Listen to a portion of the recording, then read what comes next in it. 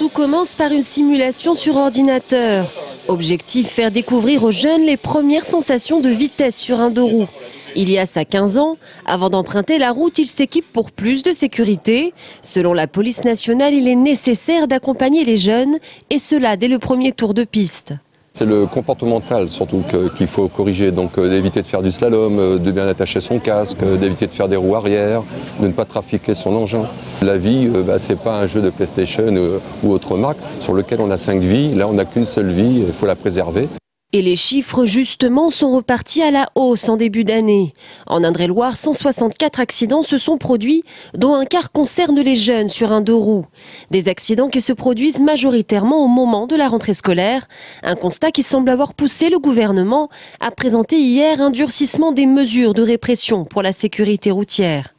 Alors que l'accidentologie baisse pour l'ensemble, je dirais, du parc motorisé, tout véhicule confondu, il y a encore malheureusement une inflation de l'accidentologie des deux roues motorisées. Et notamment dans ceux-ci, donc les scooters et mobylettes qui sont les engins les plus utilisés par les jeunes populations, donc collège, lycée.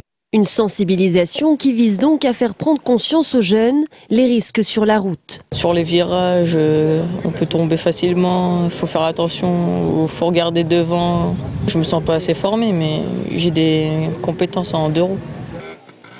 Aujourd'hui, en Indre-et-Loire, l'accidentologie des deux roues est en pleine inflation. Au niveau national, 20% des accidents mortels concernent des jeunes sur un deux roues.